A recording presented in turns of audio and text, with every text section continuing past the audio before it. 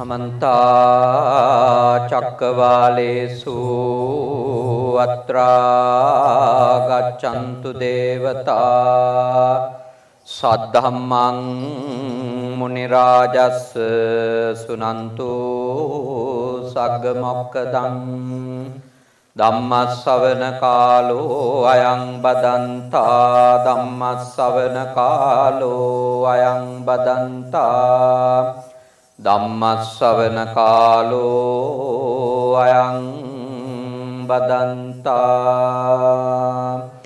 नमो तस् भगवतो अरहतो सम्मा सम्बुद्दस्स नमो तस् भगवतो अरहतो सम्मा सम्बुद्दस्स नमो तस् भगवतो अरहतो सम्मा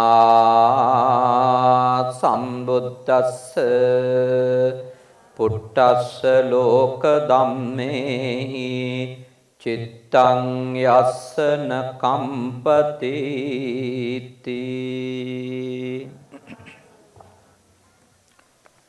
වැඩම වදාළ අපේ තුඹතැන්නේ නායක හමුදුරු ඇතුළු පළාත් වාසී විහාරස්ථානවල වැඩ සිටින පරම පූජනීය නායක ස්වාමින් වහන්සේලාගෙන් පඬිත හමුදුරුවන් වහන්සේලාගෙන් සහ අපේ පොඩි හමුදුරුවන් වහන්සේලාගෙන් අවසරයි. ඉතින් පින්වතුන්ලා එක මම කතා කරනවා ඊටාම වටින දහම් මාතෘකාවක්. ඒ තමයි අටලෝ දහමින් කම්පා නොවි සිටීම. භාග්‍යවතුන් වහන්සේ දේශනා කළා පුට්ටස්ස ලෝක ධම්මේහි චිත්තං යස්ස නකම්පති. තව ඉදිරියට ඒ ගාතාව තියෙනවා. අශෝකං විරජං කේමං ඒතං මංගල මුත්තමං කියලා. අෂ්ටලෝක ධර්මයෙහි යම් කිසි කෙනෙකුගේ හිත කම්පා වෙන්නේ නැත්තම් කලබල වෙන්නේ නැත්තම් නොසෙල්වි නිශ්චලව පවත්වාගෙන යන්න පුළුවන් නම් ඒ උතුම් මංගල ධර්මයක් කියලා. ඉතින් අපි තේරුම් ගැනීම වැදගත්. අපේ ශාස්ත්‍රවරයා කුමක්ද මේන් අර්ථවත් කළේ කියලා. අපේ බුදුහාමුදුරුවෝ මේ මංගල ධර්මය ලෙස වදාළ දහම් පාඨයේ අන්තර්ගතය මොකක්ද කියලා අපි සොයා බලන එක වටිනවා. මොකද නායක සායන වහන්සේත් 45 අවුරුද්දක් මේ ශාසනය වෙනුවෙන් සමාජය වෙනුවෙන් සේවය කරන කෙනෙක්. ඔයත්ොත් විශාල වශයෙන් සමාජයත් එක්ක එකතු වෙලා වැඩ කරන අය. ඉතින් එවැනි පිරිසක් අටලෝ දහම ගැන දැනුවත්ව ඉඳීමත් පුළුවන් තරම් අටලෝ දහමින් අකම්පිතව කටයුතු කරන විලාසය මොකක්ද කියලා සොයා ගැනීමත් අතිශයින් වැදගත්. මොනවද අටලෝ දහම? ලාභෝ අලාභෝ අයසෝ යසෝච නින්දා ප්‍රශංසාච සුඛංච දුක්ඛං. ලාභ අලාභ යස අයස සැප සහ දුක නේ.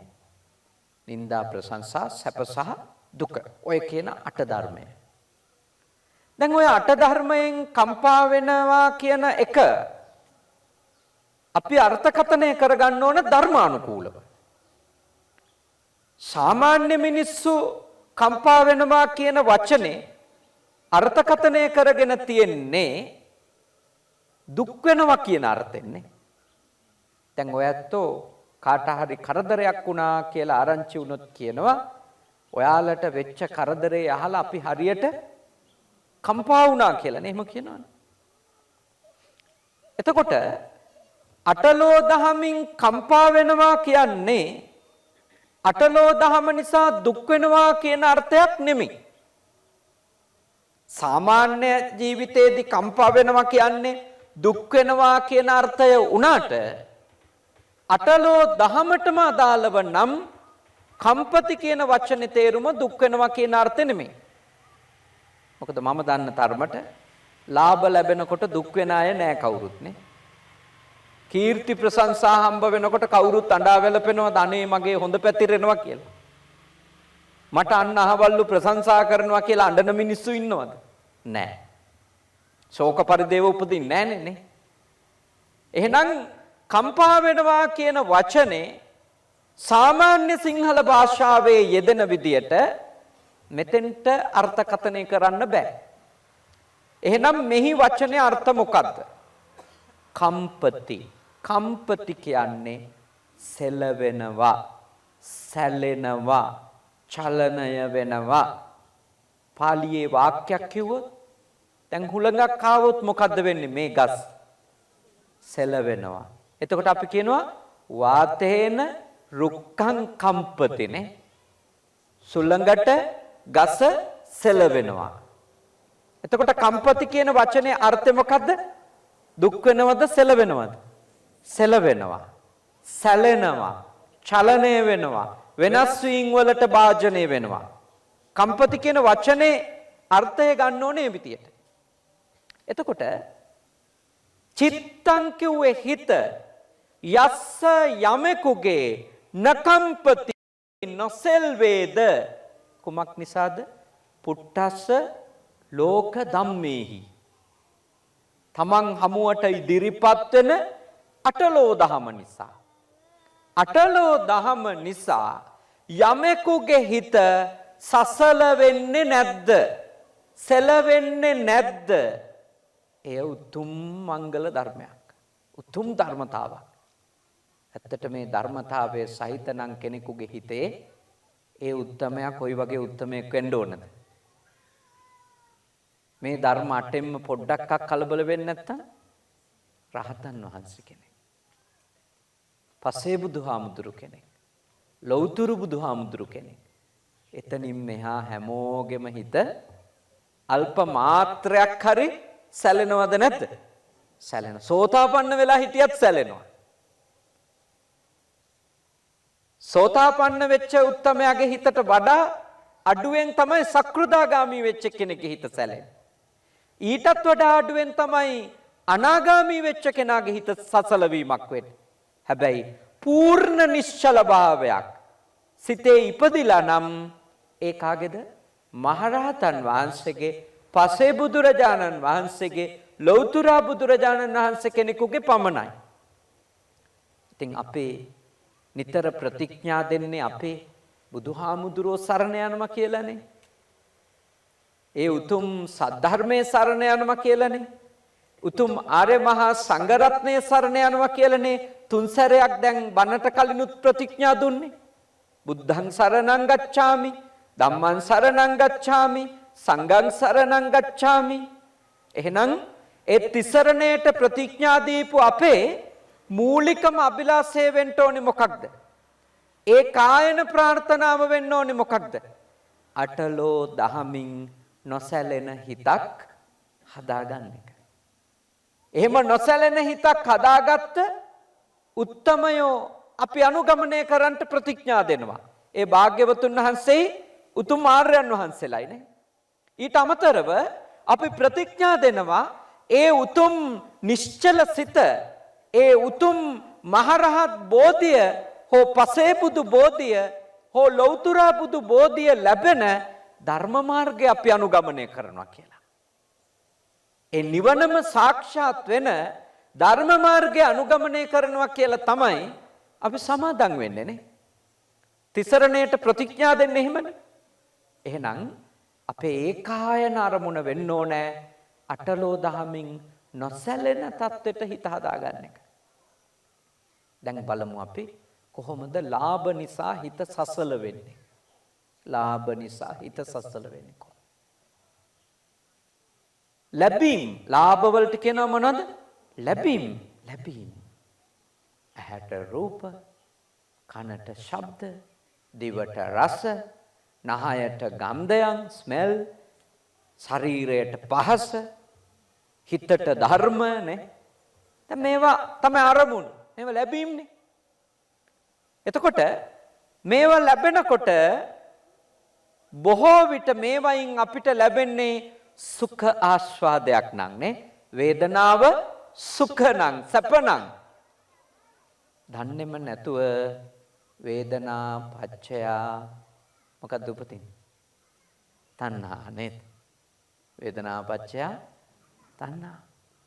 ඒ වේදනාව ඒ අපිට ඇතිවෙන හැඟීම සැපසහගත හැඟීම සැපසහගත දැනීම විඳීම නිසා ඊළඟට අපිට ඇති වෙනවා අනේ ඒක මගේ උනානම් කියලා නේද?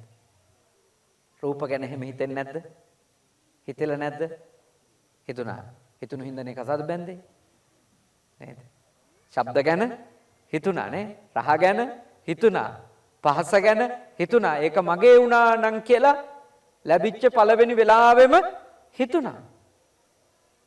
එතකොට ඒ ඇහැට රූපය හමු වෙලා හිත එක්කහුව වෙන වෙලාවේ නේද? අරමුණයි ඉන්ද්‍රියයි එකතු වෙන වෙලාවේ එතනට විඥානයකුත් සැකසෙනවනේ නේද?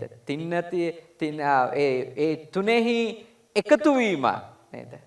තින්නම් සංගති පස්සෝ ඒ ස්පර්ශයත් එක්කම ඒ තුන දන්නේම නැතුව වේදනාවක් උපදිනවා. වේදනාවත් එක්කම ඒක සැපයි නම් ඇලීමක් ඇති වෙනවා.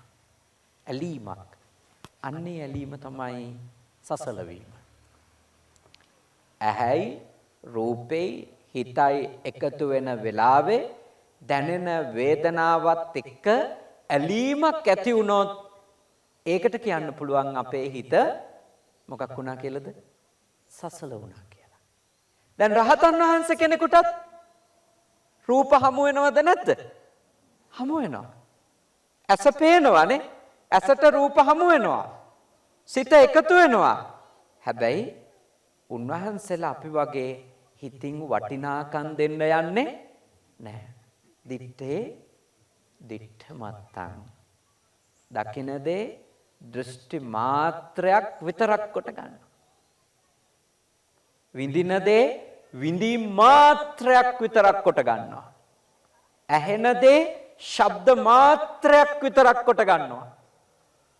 අපි නම් හරි ලස්සන හඬ හරිම ලස්සන රූපේ මොන තරම් ප්‍රිය සුවඳක්ද කොච්චර රහයිද අපේ වටිනාකම් දෙනවද නැද්ද? වටිනාකම් දෙනවා. අන්න ඒ වටිනාකම් දීම කැමැත්තේ නේද? කැමැත්තේ වටිනාකම් දීම නිසා අපේ හිත සසල වුණා කියන්න පුළුවන්.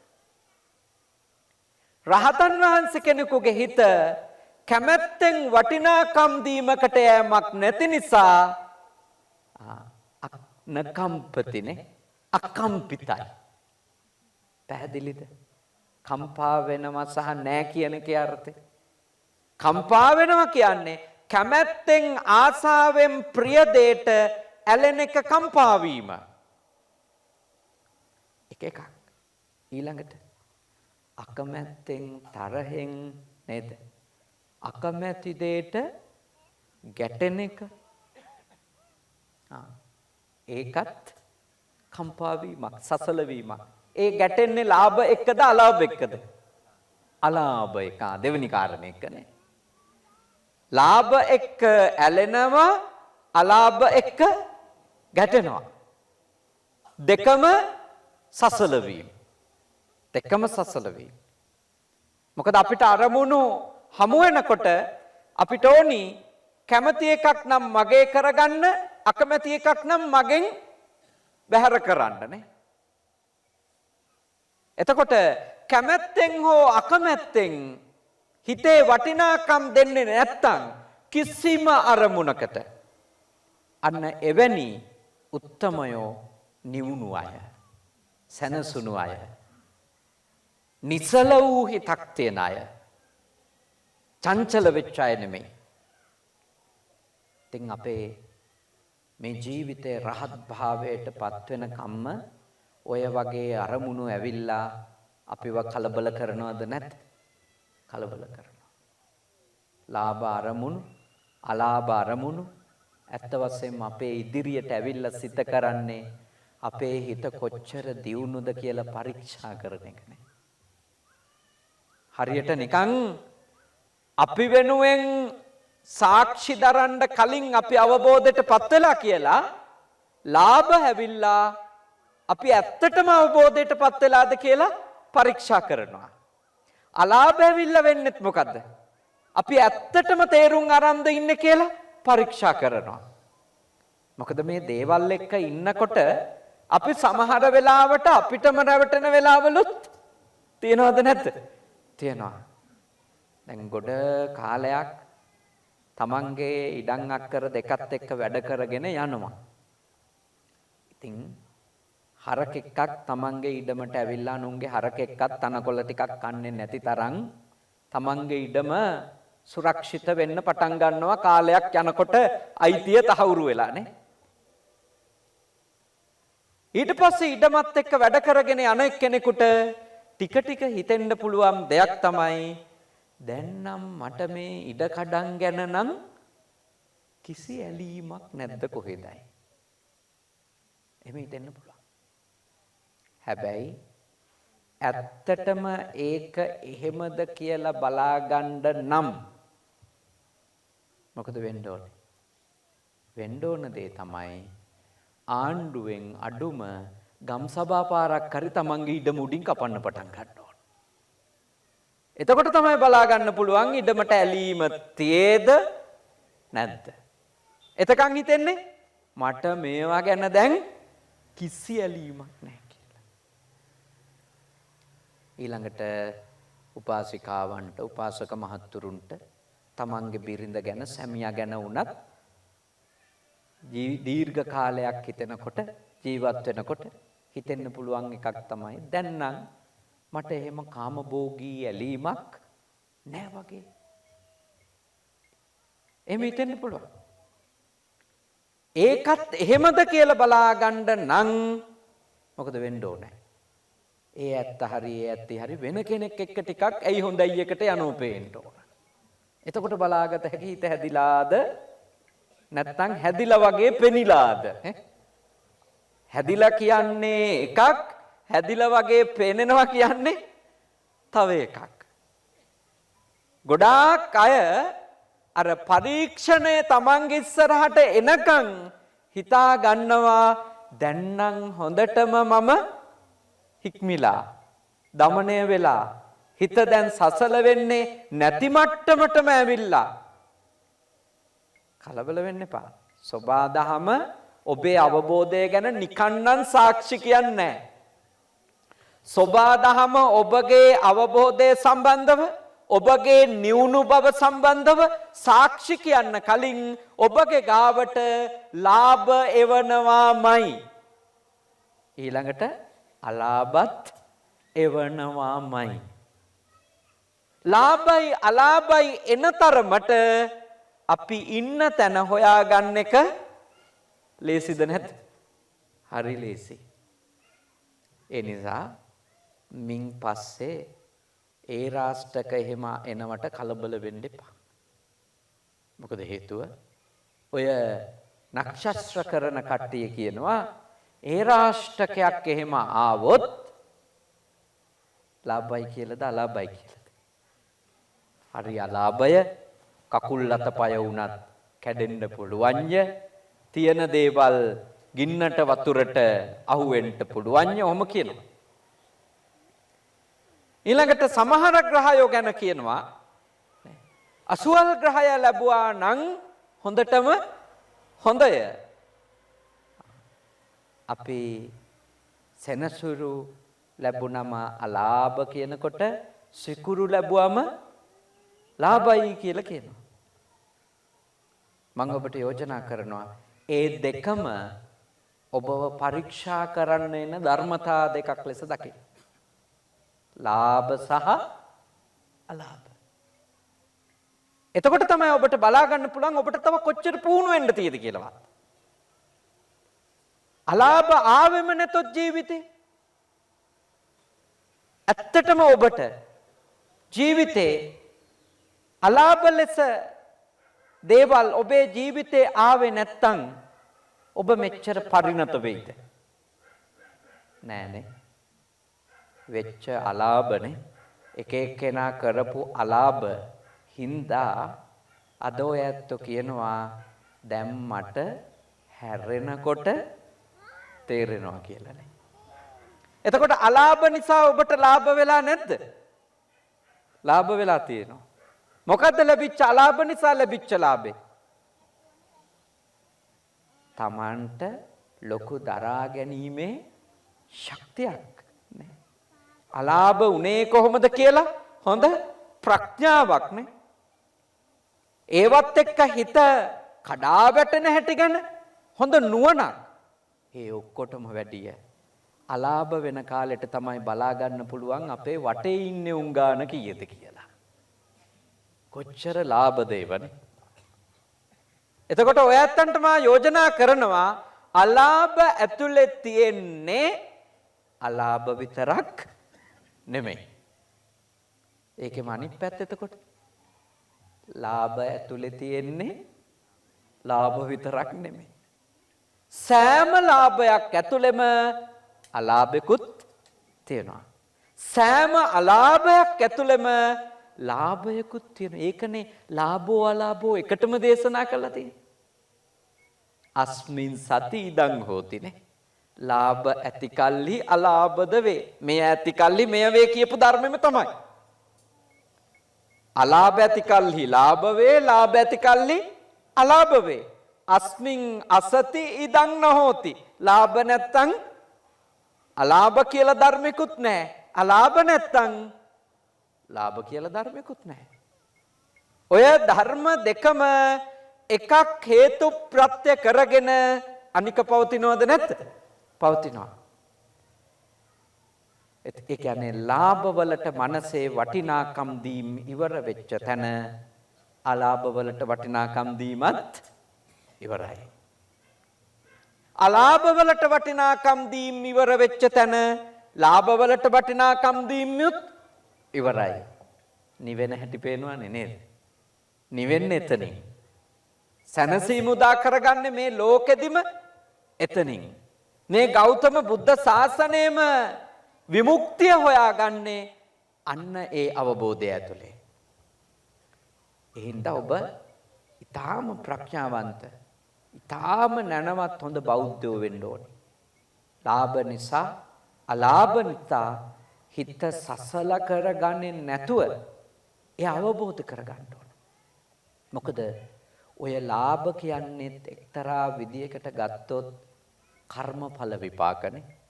අලාභ කියන්නේ කර්මඵල විපාක. කර්මඵල විපාක. අවිද්‍යාව නිසා රැස් කරපු එක්ක පුඤ්ඤාභි සංඛාර එක්ක අපුඤ්ඤාභි සංඛාරනේ.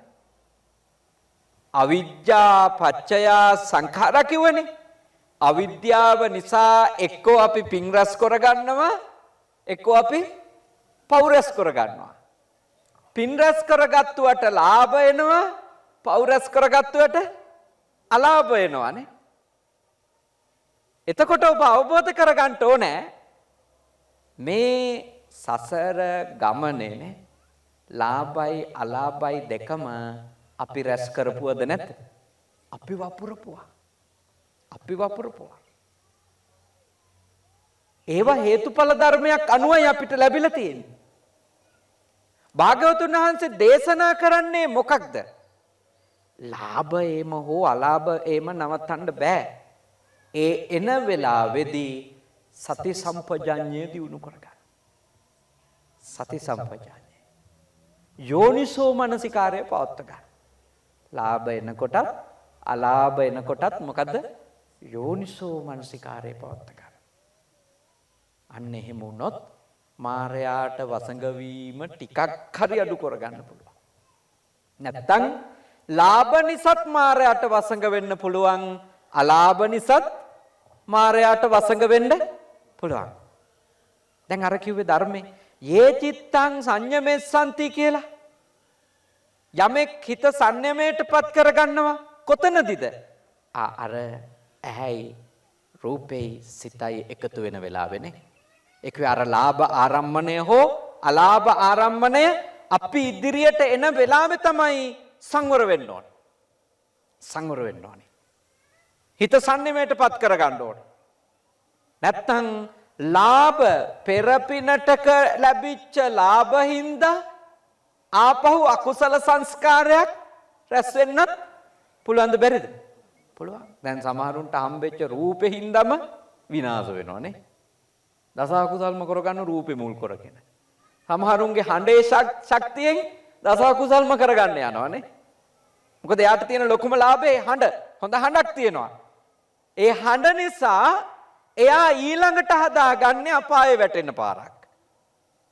ධන දාන්න කෙත්වතුනේ ඔය කොයි දේත් ලාභ පෙර පින් කරලා තමයි හම්බෙලා තියෙන්නේ. හැබැයි ඒවත් එක්ක සති සම්පජඤ්ඤේ යෝනිසෝ මනසිකාරයෙන් වැඩ නොකරොත් නම් පිනට ලැබිච්ච හිම්ම අපායේ යන්නත් පුළුවන්. පිනට ලැබිච්ච හිම්ම අපායේ යන්න පුළුවන්. තව එක්කෙනෙකුට අලාභ ලැබෙන්නේ පවට කියමුකෝ. කරපු පව නිසා ඊටාම අයහපත් දේවල් ජීවිතේට ළඟා වෙමින් තියෙද්දී සති සම්පජඤ්ඤයෙන් හිටියොත් ඒ අලාභය ලාභයක් කරගන්නත් පුළුවන්ද බැරිද? පුළුවන්. දැන් මට එකපාරක් මගේ හිත මිත්‍රයෙක් අපූර්ව කතාවක් කිව්වා. ඒ තමයි එයාගේ මව් කරන ක්‍රියාවක් ගැන. එයාගේ මව් මොන පින්කම කරත් ඉස්සෙල්ලාම පින් දෙන්නේ මිය ගියපු එයාගේ ස්වාමි පුරුෂයාට. හැබැයි මගේ මිත්‍රයා මට කිව්වා අපේ හානේ මම නම් අපේ තාත්තට පින් දෙන්නේ නැහැ කියලා. ඒ ගැන මගේ නම් කිසි උනන්දුවක් නැහැ. මට හරි පුදුම කාලයක් තිබුණා අපේ අම්මා මොකද මේ මෙච්චර යාට පින් දෙන්නේ කියලා. මොකද ඉන්නකම් කරේ අම්මට තඩි බාපු එක. කරදර කරපු එක. බීලා එක එක විගඩම් කරපු එක. අපි ජීවිතේ ගොඩ නගාගත්තේ හරිම අමාරුවේ. මට නම් තාත්තට පින් දෙන්න තරම් එහෙම ඇඟීමක් නැහැ. අපේ අම්මා දිගටම හඳුරුනේ එහෙම එයාටම තමයි පින් දෙන්නේ. කොයි දේ කරත් මුලින්ම පින් දෙන්නේ නම කී එයාට. දවසක් මගේ මිත්‍රයා එයාගේ අම්මගෙන් අහනවා මොකද අම්මා එහෙම තමන් මෙච්චර අපිට වද දීපු මිනිහයාටම පින් දෙන්නේ කියලා. ඒ අම්මා කියනවා මට දුක්ඛ සත්‍ය කියන්නේ මොකද්ද කියලා තෝරලා දුන්නේ ওই මිනිහයා. ඒ ගුටි කාපුවා ඇඳ යට රිංගපුවා එනකොට පිළිකන්නට දුවපුවා. ඒවා එක්ක තමයි මේ ජීවිතේ දුකයි කියලා මම අවබෝධ කරගන්නේ. ඒ නිසා එයා තමයි මගේ ගුරුවරයා. මං අහපු බණවලට වඩා මට දුක කියන්නේ මොකක්ද කියලා මේ මිනිස්සයා නිසා තේරුණා. ඉතින් මම මුලින්ම පින් දෙන්නේ එයාට. බලන්නනේ. මහා ඒ කියන්නේ ඇත්තටම රැස් කරගත්ත අපුඤ්ඤාභි සංකාරයක විපාකනේ එන්නේ. දැන් ඕන්නම් එතුමියට තිබුණේ නැද්ද වෛර කර ඉන්න? උපෝපං ජාතිවත් ඔය මිනිහ හම්බෙන්න එපා. දෙකට පේන්න එපා. ඔහොම වෛර කර ඉන්නත් පුළුවන්. ඒ වෙනුවට එයම්ම කල්පනා කරනවා මේනම් මට දුක්ඛ සත්‍ය අවබෝධ කරගන්න ලැබිච්ච අවස්ථාවක්මයි. අලාභයෙන් ලාභයක් ඉපදෙව්වද නැත්? ඉපදෙව්වා. අලාභයෙන් ලාභයක් ඉපදෙව්වා. ගොඩාක් අය කරගන්නේ අලාභයෙන් තව අලාභ උපදව ගන්නවානේ. එහෙම අකමැති දුක්ඛිත ඊටාම අලාභදායි දේවල් කෙනෙක් නිසා Tamanට විඳින්න වෙනකොට වෛර කර ක්‍රෝධ කරනේ පොල් ගහ දේවාල ගාන ගිහිල්ලා සාප කර අර මේ ගාල්ල පැත්තේ එක දේවාලයක් තියෙනවා. ඒක තියෙන්නෙම මිරිස් සම්බරන්න. හොඳේ තැන දන්නව ඇතිනේ නේ. තියෙන්නෙම මිරිස් සම්බරන්න ඒක. ගිහිල්ලා මිරිස් සම්බරනවා. කබල රත් වෙන්න තියලා අබ දානවා. පුපුරනකොට හිතනවා මේ වගේ තමයි පුපුරන්න ඕනේ කියලා. ඉතින් හරි පව් කරගන්න. ඇත්තටම මේගොල්ලෝ යන්නේ ප්‍රශ්න හින්දාද නැද්ද? ප්‍රශ්න හින්දා. එක එක්කෙනාගේ හතුරුකම් වලට මූණ දීලාද නැද්ද? මූණ දීලා. හැබැයි ඒ හතුරුකම් සසර අකුසල කර්ම විපාක ලෙස තේරුම් ගත්තනම් ඒගොල්ලෝ අලාභ නිසා තව අලාභයක් උපදගන්නේ නැහැ. බෞද්ධයෙක් බවට කෙනෙක් පත් වුණොත් නියම බෞද්ධයා තේරුම් ගන්නවා මේ ලාභ කියන්නේත් කර්මඵල විපාකමයි, අලාභ කියන්නේත් කර්මඵල විපාකමයි. එක්කෝ සසරේ කරපුවා, එක්කෝ මීට පැයකට කලින් කරපුවා. මොනවා වුණත් එන්නේ මොනවද? හිතලා මතලා කරපු ක්‍රියාවේ ප්‍රතිඵලය. කර්මඵල විපාකනේ. හිතලා මතලා කරපුවානේ. දැන් මෙතෙන්ට මං ආපු සැනින් මෙතන කාට හරි බැනගෙන ගියා නම් සමහර විට බණ අතරතුරේ මිනිස්සයා ගිහිල්ලා දෙකක් දාගෙන ඇවිල්ලා බණ ඉවර වෙන්න කලින් මං අල්ලගන්නත් පුළුවන්ද බැරිද? පුළුවන්. එතකොට ඒකට මට කියන්න පුළුවන්ද සංසාරේ කරපු පවක් පළ දුන්නා වන්සලේදී? නෑ නේ. ආපු ගමන් කරපු පව තමයි නේ. ආපු ගමන් මම යවුවා බීජ ටිකක් අස්වැන්න හම්බ වෙනව බණ ඉවර වෙනකොට. තේරෙනව නේද කාරණාව? මේ හොඳට තේරුම් අරගන්න. එතකොට අපිට හොඳට එනවා අපේ ජීවිතයේ අවබෝධයක් මට අලාභ සහ ලාභ කියන දෙකම මම දැනුවත්ව රැස් කරපුවානේ. ඒ දෙකේම තියෙන විශේෂත්වය මොකද්ද? අලාභත් වෙනස් වෙනවා, ලාභත් වෙනස් වෙනවා. ඔය කේන්දර බලන මිනිස්සු උනත් කියන්නේ ඉතින් සිකුරා ජීවිතේ පුරාම කියලාද අවුරුදු 2කමාරයි කියලාද? අවුරුදු 2කමාරකුත් දවස් 10යි නේ. එහෙමනේ කියා. ඒ කියන්නේ ලාභ తాවකාලිකයි නේ. සෙනසුරු ගැන කියන්නේත් එහෙම්ම තමයි. සෙනසුරු ගැන කියන්නේත් එහෙම්මයි. මෙතුවක් කාලයක් තමයි සෙනසුරු. ඊට පස්සේ වාට හොඳ කාලයක් එනවා. ඒ කිව්වේ අන්තිමටම තේරුම් ගන්න තියෙන එක දෙයයි. ලාභත් අනිත්‍යයි, අලාභත් අනිත්‍යයි. එහෙනම් අලාභ සහ ලාභ කියන දෙකටමයි ති පොදු ධර්මය අනිත්‍යතාවය. අනිත්‍යතාවය. මොකද ඒ හේතු නිසා සැකසිච්ච ලාභ සහ අලාභ නිසා. හේතු අනිත්‍යයි නම් ඵලයත් අනිත්‍යයි. අනිත්‍ය දේවල් මම කරගත්තොත්, මගේ කරගත්තොත්, මගේ ආත්මය කියලා දැඩිව අල්ලගත්තොත්, උපාදානෙ වුණොත් දුකයිද නැත්? දුකයි. දුකයි. ඇත්තටම කිසිම ලාභයක් නේ, අලාභයක් විදියට ආපු සිතුවිල්ලක් කියමුකෝ. ඉතින් අපිට එන සිතුවිල්ලක්, අපිට පහළ වෙන එක සිතක් ඒ විදියට පවතින්නේ කොච්චර වෙලාවයිද? චිත්තක්ෂණ 1යි. කුඩා චිත්තක්ෂණ නම් 3යි, මහා චිත්තක්ෂණයක් විදියට ගත්තොත් 1යි. උපාද තිත්ති භංග. ඉපදිලා පැවතිලා නැති වෙලා යනවා. කර්ම විපාකයක් විදියට ඉපදිච්ච සිතක් නම් චිත්තක්ෂණයක් ඇතුළත. කොච්චර පොඩි වෙලාවදනේ? කොච්චර පොඩි වෙලාවද? භෞතික දෙයක් නම් චිත්තක්ෂණ කීයයිද? උපාද තිති භංග අතර කාලේ චිත්තක්ෂණ 17යි කියලා අභිධර්මයේ. පළවෙනි චිත්තක්ෂණයේදී උපදින දෙයක් චිත්තක්ෂණ තව 15ක් වෙනස් වෙවි පවතිනවා කියලා ධර්මයේ. ඊළඟට 17 වෙනි චිත්තක්ෂණයෙන් පසුව ඒ දේ නෑ, භංග වෙන එකක් උපදිනවා. ඒ නිසා මේ හැම ධර්මයක්ම අනාත්මයිද නැත? අනාත්මයි. හැම ධර්මයක්ම අනාත්මයි. එහෙම නොවෙනස්ව ඉදිරියට යන කිසිම ලාභයක්වත් කිසිම අලාභයක්වත් නැති නිසා අපි කලබල වෙන එකේ තේරුමක් තියේද? ඈ ලාභත් වෙනස් වෙනවා නම්, අලාභත් වෙනස් වෙනවා නම් මොකටද කලබල වෙන්නේ? කලබල වෙන්න එපා. සමහර විට ඔය දෙක, ඒ කියන්නේ ලාභයක් අලාභයක් වෙන්නයි, අලාභයක් ලාභයක් වෙන්නයි ගත වෙන කාලයේ චිත්තක්ෂණයයිනේ. ඔක්කොම අනිත් පැත්ත ගන්න පුළුවන්. එක චිත්තක්ෂණයක්. කලබල වෙන්න එපා කියන්නේ වෙනස් වෙන ඒවා. ලාභ අලාභ දෙකම සැකසීලා තියෙන්නේ අනිත්‍යතාවයට අයිති කර්ම ශක්තියින්ගෙන්නේ. සංස්කාර වලින්. ඒකයි කලබල වෙන්න එපා කියන්නේ. නොසෙල්වි ඉන්න කියන්නේ.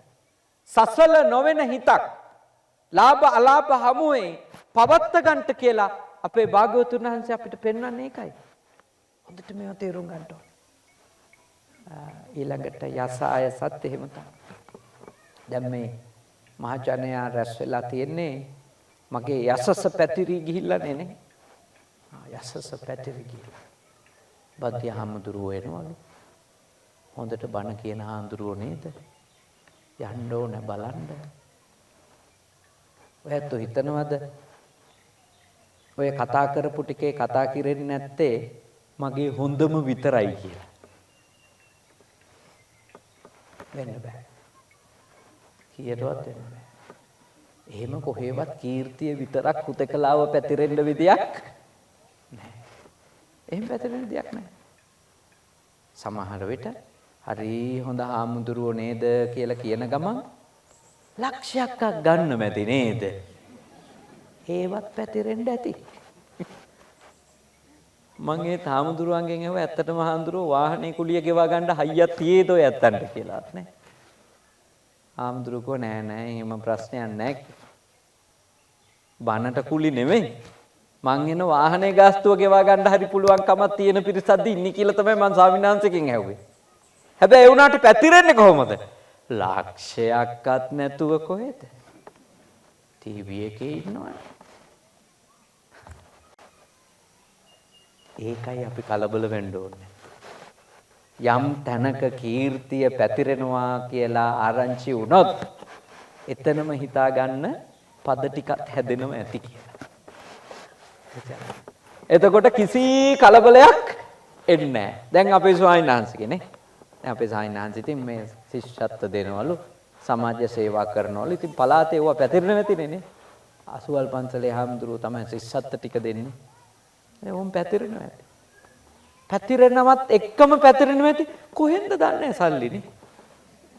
NGO පාරක්වත් දන්නේ නැහැ. එහෙම තමයි සායනා. ඒකන ඔබ වහන්සේගේ හොඳ පැතුරු නරක නොපැතිරි තියෙන්න බෑ. මගේ නරක පැතුරුනොත් හොඳ පැතිරෙන්නේ නැතුව තියෙන්න බෑ. හොඳ පැතුරුනොත් නරක පැතිරෙන්නේ නැතුව තියෙන්න ඒව පදනම් සහිත ඒවට වඩා ගොඩක් ඒව මොනවද? පදනම් විරහිතයිද නැත්ද? එක දවසක්වත් නායක හඳුරු ඇසුරු නොකරපු අයත් නේ. හුන්ටට කතා පවත්වන්න දන්නේ. මාත් එක්ක එක පැයක්වත් ඇසුරු කරලා නැති අයත් මම ගැන දෙනවා චරිත සහතික ජීවිතේම ඇසුරු කරලා වගේ. මොකද කරන්නේ? කලබල වෙන්න එපා. කලබල වෙන්න එපා. ඔබගේ යසසනේ යම් තැනක පැතිරෙනවද? ඒ පැතිරෙන්නේ ඔබ රැස් කරපු කර්ම විපාකයක්මයි. ඔබගේ අයස යම් තැනක පැතිරෙනවද? ඒකත් ඔබම රැස් කරපු කර්ම විපාකයක්මයි. මොකටද කලබල වෙන්නේ? ඔය දෙකින් එකකටවත් කලබල වෙන්න එපා. සිහිනුවණින් යසස පැතිරෙනවා කියලා දැනගන්නකොට පුළුවන් තරම් අනතිමානී වෙන්න. හිතින් නම් වටිනකම් දෙන්න එපා. විඳවන්නම වෙනවා. දැන් මං ගැන හොඳ පැතිරෙනවලු කී හිතන්න ගියොත් එහෙම ආය අඬන්න වෙන දවස වැඩි ඈතක නෙමෙයි. වැඩි ඈතක. මං ගැන නරක පැතිරෙනවා කියලා අඬන්න ඕනෙත් නෑ. මොකද පොඩ්ඩක් හරි නරක පැතිරෙනවා නම් පැතිරෙන්නේ හොඳත් පැතිරෙන කෙනෙක්ගෙමයි නේ. පොඩි හරි හොඳක් කතා වෙන එක්කෙනෙක්ගේනේ පොඩි හරි නරකකුත් කතා කරන්නේ. ඒ නිසා යසසයි අයසයි නේද? දෙකම එකට අයසෝ යසෝච දෙකම එකට සම්බන්ධයි. දෙකම හේතුඵල ධර්ම. ඒ නිසා තණ්හාව හදා ගන්නත් එපා. ඒව නිසා මාන්නේ හදා ගන්නත් එපා. ඊළඟට දෘෂ්ටි හදා ගන්න එපා. යස අයස නිසාවත් ලාභ අලාභ නිසාවත් තණ්හා හදා ගන්නත් එපා නේද? ඊළඟට මාන හදා ගන්නත් එපා. දෘෂ්ටි හදා ගන්නත් එපා. මොකද හේතුව? තණ්හා මාන දිට්ඨි කියනනේ ඔය සංයෝජනයන් දුරු නොකර ගන්න තාක්කල් අපේ විඳවිල්ල ඉවරයක් නෑ. තණ්හා මාන දිට්ඨි දුරු වෙන්නම ඕනනේ. අපි සම්පූර්ණ දුකින් නිදහස් වෙන්න.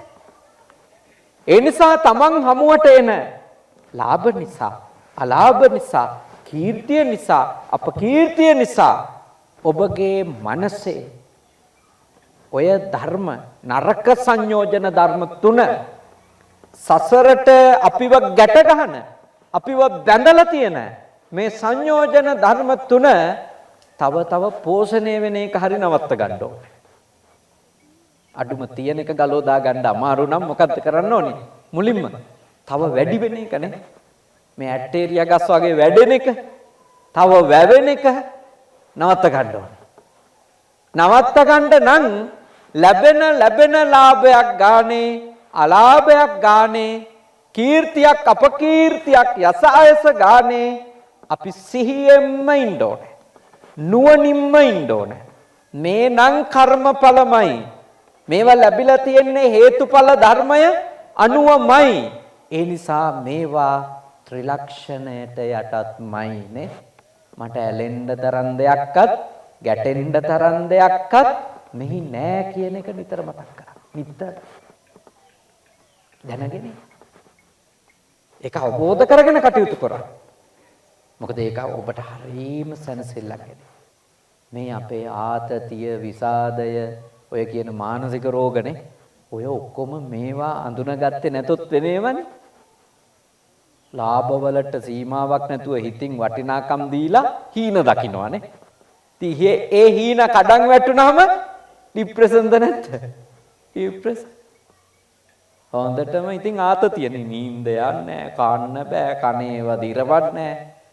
රෑ එළි වෙනකන් දෙගොඩ හරියෙත් කාමරේ පුරා ඇවිදිනවා, වතුර බොනවා, ඇවිදිනවා, දාත් මිටි කනවා, නිින්දෙන් හූ කියාගෙන නැගිටිනවා. කොච්චර ප්‍රශ්නද? ඔක්කොම බැලුවොත් එක්කෝ කැමැත්තකට වටිනකමක් දීලා, එක්කෝ අකමැත්තට වටිනකමක් දීලානේ. ලාභෙටයි අලාභෙටයි. ඊළඟට කීර්තියටයි අපකීර්තියටයි වටිනකමක් දීලා. හිතෙන් වටිනකම් දෙන්න විඳවිල්ල වැඩි, අසහනෙ වැඩි. ඊළඟ කාරණේ නිന്ദා ප්‍රශංසාච. මේ සභාවේ ඉන්නවද එක්කෙනෙක් හරි අත උස්සලා කියන්න පුළුවන් කෙනෙක් මට නම් කවදාවත් කවුරුවත් නිന്ദා කරලා නැහැ කියලා? ඉන්නවද කෙනෙක්? නිന്ദා විඳපු නැති කිසිවෙක් මෙතන නැහැ. ඒකේ අනිත් පැත්ත මොකද? ප්‍රශංසා ලැබපු නැති කෙනෙකුත් නැහැ. හැමෝම ප්‍රශංසාත් ලැබලා තියෙනවා, හැමෝම නිന്ദාත් විඳලා තියෙනවා. නිന്ദා ප්‍රශංසා භාග්‍යවතුන් වහන්සේ වදාළ නත්ති ලෝකේ අනින්දිතෝනේ. නිന്ദා ලැබපු නැති කෙනෙක් නම් මේ ලෝකේ නැහැ කියලා. බුදුහාමුදුරුවන්ටත් පුරාම නිന്ദා ආවද නැත? පුරාම චින්චමාන විකාවදනේ. අක්කෝස භාරද්වාජද තව කී දෙනෙක්ද නේ? හරියට පරිබ්‍රාජකයෝ, තීර්ථකයෝ, නිගණ්ඨ ශ්‍රාවකයෝ නේ. හරියට බුදුහාඳුරන්ට නිന്ദා පහස කරා. ශ්‍රාවකයින්ට මොන තරම් නිന്ദා පහස කරා. හැබැයි උන්වහන්සේලා උතුම් බුදුවරු නිසා, උතුම් ආර්යයන් වහන්සේලා නිසා අබමල් රේණුවකින් සසල උන්නේ. ආනන්ද හාමුදුරුවෝ එහෙමනම් ටිකක් සසල වෙච්ච අවස්ථා තියෙනවා. උන්වහන්සේට සෝතාපන්න වෙලා විතරනේ හිටියේ. අර එක කාන්තාවකගේ මල සිරුරක් හමු වුණාම පන්සලේ කොනක හංගලා තිබිලා නේද? ගර්භණී මල සිරුරක්. ඉතින් ඒ නගරේ ඉන්න බැරි වුණාලු.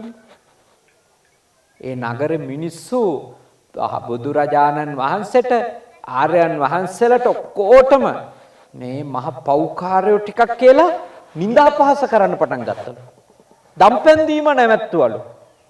බැරිම තැන ආනන්ද හාමුදුරුවෝ බුදුහාමුදුරුවෝ ගාවට ගිහිල්ලා ඉල්ලීමක් කරනවා, අනේ ස්වාමීනි අපි මේ නගරේ අතෑරලා වඩිමු. භාග්‍යවතුන් වහන්සේ සිවුර එහෙම පොරවාන යන්ට සූදානම් වෙන ගමන් ආනන්ද හාමුදුරුවන්ගෙන් අහනවා, ඉතින් ආනන්ද ඊළඟ නගරෙදිත් මෙහෙම එකක් වුණොත් කොහෙද යන්නේ කියලා. එතකොට ආනන්ද හඳුරු කියනවා අනේ ස්වාමීනි එහෙනම් අපි මෙහෙම ඉමු කියලා. මොකද නින්දාවක් කෙන එක වළක්වන්නට අවුම මාරු කරලා හරියන්නේ නැහැ. කොහේ ගියත් කොතන හිටියත් කර්ම විපාකය එන වෙලාවට කුසල එකක් එනවා අකුසල එකක් එනවා. කර්ම විපාක කිව්වම පටල ගන්න එපා. ගොඩක් අය හිතනවා මේ කර්ම විපාක කියන්නේ මොනවා කියලාද? පව් විතරයි කියලානේ. ඒකනේ අර ත්‍රිවිල් වල මහත්තුරු ත්‍රිවිල් එක පිටිපස්සේ ගහගෙන යන්නේ පින සිංගල් කරුමේ ඩබල් කියලා. දැකලාද නේද? මම දැකලා තියෙනවා. ඒ කට්ටිය හිතනවා මේ පින කියන්නේ කර්මයක්, කර්ම විපාකයක් නෙමෙයි මේ පව විතරය කර්ම විපාකය කියලා. ඒකනේ අහම සටහනක් දාලා තියෙන්නේ. පින එක ගුණයයිලු කර්මෙ දෙගුණයයිලු. ඉතින් පින කියන්නේ කර්මයක් තමයි. අපි කරපු යහපත් කර්මයක විපාකෙට කියනවා පිනක් නේ, පින්ඵලයක්, කුසලානිසංසයක්. අපි කරපු නරක කර්මයක ප්‍රතිඵලයට කියනවා මොනවද? පාප කර්ම විපාකයක්, ආදීනවයක් නේ, පවෙහි ආදීනවයක් කියලා. ඒ නිසා හොඳට තේරුම් අරගෙන අවබෝධ කරගන්න ඉන්න ඕනේ. මේ කර්ම කියන්නේ පව් වලට විතරක්. මේ ඔය බෞද්ධයෝ පුරුදු වෙලා තියෙන්නේ පව් වලට විතරයි කර්ම කියන්නේ. කකුල කැඩුනොත් කර්ම කියනවා. සුගර් වැඩි වුණත් කියනවා කර්ම සීනි කියලා. කොලෙස්ටරෝල් වැඩි වුණාම කියන්නේ කර්ම කොලෙස්ටරෝල්. නේ? මොනවාක්වත් කන්න නැහැ මේ කර්මෙ හින්දා. හැබැයි ගෙදරට කාර් එකක් ගෙනාවු දවසට කියන්නේ මගේ කර්මෙ කියලා. කියන්නේ. ඉතින් මාගේ උත්සාහය ලෝක අමාරුවෙන් ලීසින් එක දාගත්තේ. හැබැයි ගොඩාක් උත්සාහවන්ත කොච්චර මහන්සි වීරිය වෙන අයට වුණත් කාර් එකක් තියා මේ යතුරු පැදියක් ගන්න බැරුවත් ඉන්නවද නැද්ද? ඉන්නවා. Tamanට කාර් එකක් තියෙන එක පුණ්‍ය ඵලයක් කියලා හිතන්නේ. පුණ්‍ය කර්මයක විපාකයක් කියලා හිතන්නේ. හිතන්නේ නරකක් ආවොත් විතරමයි. කර්මයක්. මා යෝජනා කරනවා අද මෙතෙන්ට ඇවිල්ලා බණ අහන්න වීමත් කර්මයක්. මොන කර්මයක්ද? පුණ්‍ය කර්මයක විපාකයක්. තේරුණාද? පුණ්‍ය කර්මයක විපාකයක්. දැන් මේ බණ අතරේ ධාරානිපාත වැස්සක් වැහුණා නම් අනිවාර්යයෙන්ම කියයි කර්මයක් කියලා. ඒක කියයි. දැන් මේ අපි මුණ ගැහිලා මේ ලස්සනට වාඩි වෙලා බණ අහන්න හම්බ වෙච්ච එක කර්මයක් කියලා කියන්නේ. කර්ම විපාක තමයි ඔක්කොම. පුණ්‍ය කර්මවල විපාකනේ. සමනානංච දස්සනම් පුණ්‍ය කර්මනේ. කාලේන ධම්ම ශ්‍රවණ, කාලේන ධම්ම සාකච්ඡා. මේවා ඉතින් මේ උතුම් මංගල ධර්ම අපේ ජීවිතේට මුණ ගැහෙනවා නම් සංසාරේ කරපු පුබ්බේචකත පුඤ්ඤතානේ. එක්කෝ සසර කරපු පිං, එක්කෝ මෙලව කරපු පිං. ditta ධම්ම වේදනීය විදියට හරි, උපපජ්ජ වේදනීය විදියට හරි, අපරාපර්ය වේදනීය විදියට හරි ඇවිල්ලා අපිම කරපුවානේ. අපිම කරපුවා. ඒකින්ද කවදාවත් හරි ඔය ඇත්ත මේ කර්ම කියන වචනේ පවට විතරක් අදාළ කරන්න එපා. ඒක වැරදි එකක්. කර්මය පුඤ්ඤ කර්ම තියෙනවා, පාප කර්ම තියෙනවා. අකුසල කර්ම තියෙනවා, කුසල කර්ම තියෙනවා. සුක්ල කර්ම තියෙනවා, කන්හ කර්ම තියෙනවා නේ. කළු කර්ම, සුදු කර්ම, පින් කර්ම, පව් කර්ම, කුසල කර්ම, අකුසල කර්ම හැම එකටම පොදු වචන තමයි මොකද? කර්ම. කර්ම කිව්වේ මොනවද? චේතනාහං වික්ඛවේ කම්මං. ඒ ක්‍රියාවට මුල් වෙච්ච චෛතසිකනේ. චේතනා ධර්මයි. කොච්චර නිර්වුල්ද නේ? හරිම නිර්වුල් දේශනාවක් නේ තථාගත දේශනාව. ආය අපිට මේ පණ යනකම් කල්පනා කරන්න දෙයක් නැහැ. සත්‍ය අවබෝධ බුදුහාමුදුරු සත්‍ය අවබෝධ කරගෙන තියෙන්නේ. අවබෝධ කරන් අපිට වදාලා අපිට තියෙන්නේ උන්වහන්සේ අපිට දේශනා කරපු දේ තේරුම් ගන්න විතරයි. අමුතුවෙන් හොයලා අවබෝධ කරන්න දෙයක් නැහැ. උන්වහන්සේ වදාළ දේ හරියට සිහි කල්පනාවෙන් අහුම්කම් දුන්නොත් අපිට වරදින්න විදියක් නැහැ. ඒ හින්දා හොඳට අවබෝධ කරගන්න ඔය නිന്ദා ප්‍රශංසා කියන ඒවත් බුදුහාමුදුරුවන්ටත් ආවද නැද්ද? ආවා. එනකොට උන්වහන්සේලා තේරුම් ගත්තා මේ ආත්මේ කාරණා නෙමෙයි සංසාරික දේවල්. බුදු වුණත් එනවද නැද්ද? එනවා. රහත් වුණත් එනවා. මුගලන් හාමුදුරුවන්ට කර්ම විපාක ආවනේ. සීවලි මහරහතන් වහන්සේටනේ හොඳටම ආවේනේ. ඉපදෙන්න බැරුව 7 අවුරුද්දයි මාස 7කුයි දවස් 7කුයි හිටියලු නේ. මොන කර්ම විපාකයක්ද? පුණ්‍ය කර්මයක්ද? පවක් නේ. මේ ලෝකාන්තරීය නිරේට වඩා කළුවර තැනක්ලුනේ ගර්භාෂය. එච්චර අඳුරු අර වෝටර් බෑග් එකනේ පිරිසිදුද නේ? මේ නිකන් හොඳට කූල් වතුරද? නෑ නේ. මොන තරම් අපිරිසිදු වතුර තොගයක් එක්කද ඉන්නේ? මොන තරම් කර්මයක්ද ඒ ගෙවන කාලය තුල ගෙවන. ඉතින් අවුරුදු 7ක් හිටියලු. මාස 7කුයි තව දවස් 7ක් හිටිය කියලානේ බණ පොතේ තියෙන්නේ. ඉතින් උන්වහන්සේටම ඊළඟට ආවා භාග්‍යවතුන් වහන්සේට දානේ වැරදිච්ච අවස්ථා තිබුණත් සීවලි මහරහතන් වහන්සේට දානේ වැරදුනේ නෑ. ඉතින් පුණ්‍ය විපාකෙත් ඒකනේ. ඉතින් ඔය බෞද්ධත්වංගේ ගෙවල් වල සීවලි මහරහතන් වහන්සේගේ පින්තූරුවක් තියෙන්නේ. හැබැයි ඒක තියන් ඉන්නේ නම් කර්මඵල විපාක තේරුම් ගන්න නෙමෙයි. මිනිස්සු හිතන් ඉන්නවා ඒක තිබුණොත් කන්න හම්බෙයි කියලා. ඒ වගේ අදහසක් තියෙන්නේ නේ. ඇත්තටම සීවලි මහරහතන් වහන්සේගේ පින්තූරේ දැක දැක බල බල උදේ හවස හිතන්න ඕන මොකද්ද? මේ රහතන් වහන්සේට කරපු හොඳත් ආවා නරකත් ආවා. උන්වහන්සේගේ මූණ බලලා අත් දෙක එක්ක අහු කරලා වැඳලා යනා හිතන් යන්න ඕනේ මොකද්ද? මම කරන හොඳ ඒවත් මට එනවා, මං කරන නරකේවත් මට එනවා කියලා හොඳට මතක් කරගන්න තියෙන රූපෙනේ. අපිට මතක් වෙන්නේ මේක තියෙනම් කණ්ඩ නැති වෙන එකක් නෑ. මතක් වෙන්න ඕන එක මතක් වෙන්නේ නෑ. මතක් වෙන්න ඕන එක තමයි කර්ම විපාකනේ. කුසල කර්ම විපාකත් අත්විඳ උත්තමේ, අකුසල කර්ම විපාකත් බලගතුවම අත්විඳ උත්තමේ. ඒ දෙකම උන්වහන්සේගේ චරිතයත් එක්ක ඒ කතාවේ තියෙනවනේ. ඒවා තේරුම් ගන්න. නිന്ദා ප්‍රශංසා කියන්නේත් එහෙම. නිന്ദා ආවොත් ප්‍රශංසා එනවා, ප්‍රශංසා ආවොත් නිന്ദා එනවා. නවත්තන්න බෑ. දෙකම එනවා. අර මගේ නමම තිබිච්ච මහරහතන් වහන්සේ කෙනෙක් වැඩ හිටියා බුදුහාඳුරුවන්ගේ කාලේ. උන්වහන්සේට තව කෙටි විශේෂ නමකුත් තිබුණා. බද්දිය තමයි නම. උන්වහන්සේ මටත් වඩා මිටිහින්දද කොහෙද ලකුණ්ඩක බද්දිය කියලා. මිටි බද්දිය ආමතුරුනේ. කොට බද්දිය ආමතුරු කියලා තමයි උන්වහන්සේට කියලා තියෙන්නේ. උන්වහන්සේ හරි ලස්සනට බණ කියනවා. හරිම ප්‍රියමනාපයිලු ගිහියන්ට උන්වහන්සේ.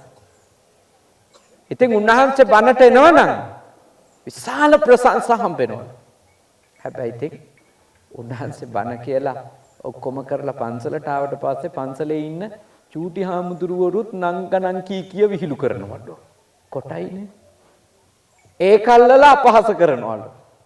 ලකුණ්ඩක බද්දිය හාමුදුරුවෝ කොච්චර උතුම් පඬිතෙක්ද කියනවා නම් භාග්‍යවතුන් වහන්සේ දේශනා කරන උන්වහන්සේ දිහා බලන් ඉඳලා සේලෝ යතා ඒක ගනෝ වාතේන නසමීරති එවං නිന്ദා ප්‍රශංසාසු නසමිජ්ජන්ති පණ්ඩිතා. ඝන ගල් පර්වත උලඟට හෙල්ලෙන්නේ නැහැ. ඒ වගේ තමයි ওই ලකුණ්ඩක බද්දිය තෙරුන් වැනි පඬිවරු නිന്ദා ප්‍රශංසා වලින් කලබල වෙන්නේ නැහැ. කලබල වෙන්නේ නැහැ කිව්වේ මොනවද?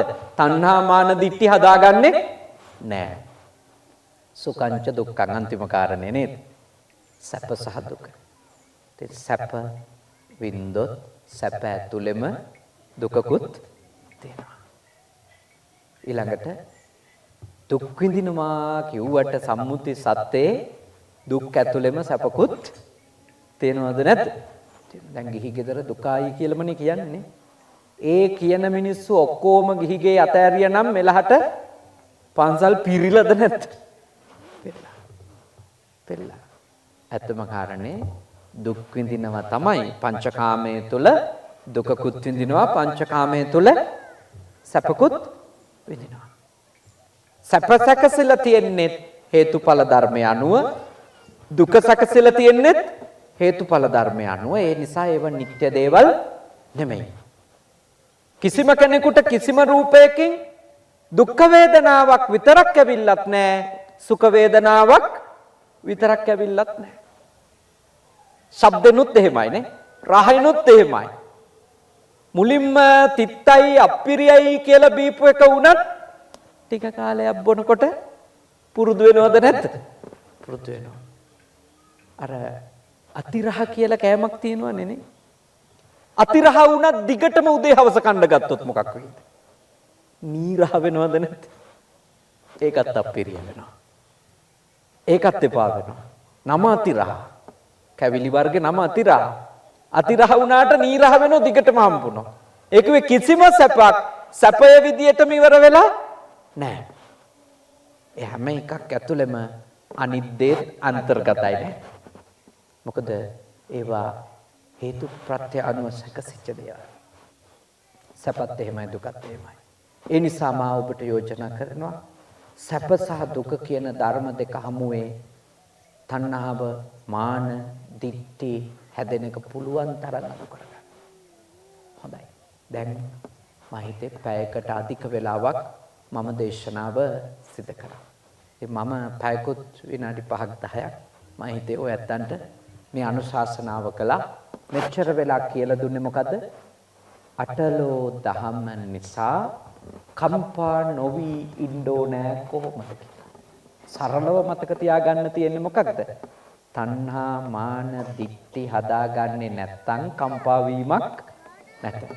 හැබැයි ඒක ටිකක් හරි අඩු කරගන්න හරි පුළුවන් නම් කම්පා වීම ටිකක් හරි අඩුයනේ. ඒක තමයි සරලව ඔබට කියලා දෙන්න උත්සාහ කරන්නේ. අවසාන වශයෙන් ඔබ අප හැම දෙනාට දෙවි දේවතාවුන්ට මියගිය සියලුම ඥාතීන්ට මේ පින් කුසල් පාරමිතා වේවා, ධර්මාවබෝධයම සැලසේවා, නිවනම සාක්ෂාත් වේවා කියලා සාදු කියන්ට.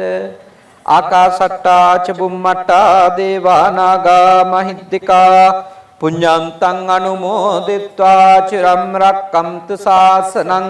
ආකාසට්ටා ච බුම්මට්ටා දේවා නාග මහිද්దికා පුඤ්ඤන්තං අනුමෝදිත්වා චිරන් රක්කන්තු දේශනං. ආකාසට්ටා ච බුම්මට්ටා දේවා නාග මහිද්దికා පුඤ්ඤන්තං අනුමෝදිත්වා චිරම් රක්කන්තු මම් පරන්ති තේ.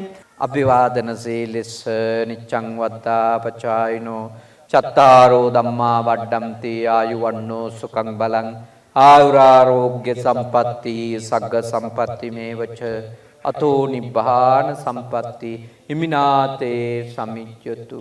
හැමෝටම තුනුරුවන් සරණයි.